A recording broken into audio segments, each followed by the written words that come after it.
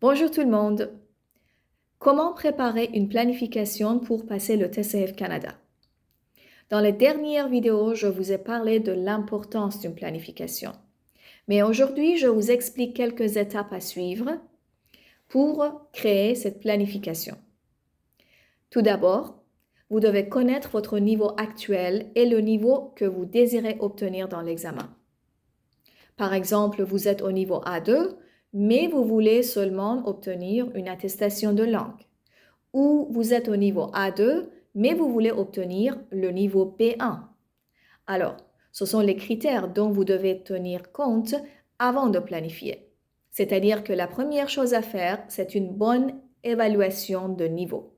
C'est ce qui peut se faire à l'aide de quelques tests d'évaluation que vous trouverez en ligne ou encore mieux à l'aide d'un tuteur ou d'un enseignant qui pourra aussi évaluer votre expression orale et écrite. Ensuite, vous devez calculer le temps qu'il vous reste avant l'examen. Si vous ne vous êtes pas encore inscrit et que vous n'avez aucune obligation par rapport à la date, il vous sera beaucoup plus facile de préparer une planification assez riche. Sinon, si votre temps est limité, la planification devra être vraiment minutieusement préparée pour inclure toutes les activités prioritaires. Après ça, il faut que vous soyez conscient de vos forces et faiblesses. Parce que si vous n'avez pas une idée claire, il est très probable que vous passerez du temps à pratiquer les compétences dans lesquelles vous êtes déjà bon et que vous négligerez peut-être les compétences qui nécessitent plus de pratique.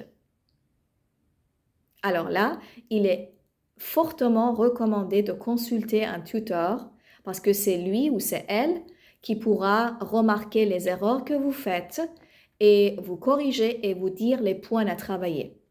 Vous pouvez demander à cette même personne de vous conseiller quelques ressources utiles et nécessaires dont vous vous servirez dans le reste de votre préparation au TCF.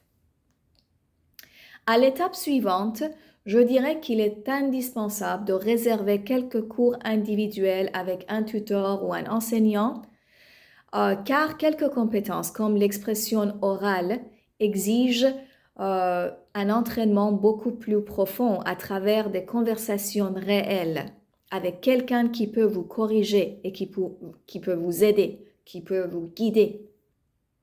Parfois, il arrive que les gens décident de faire préparer leur planification par quelqu'un d'autre, c'est-à-dire qu'ils demandent à un tuteur ou à un enseignant de le faire pour eux parce qu'ils veulent que la planification soit vraiment mieux préparée, soit plus précise.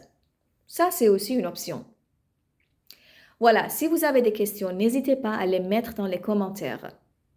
Bonne planification et à plus!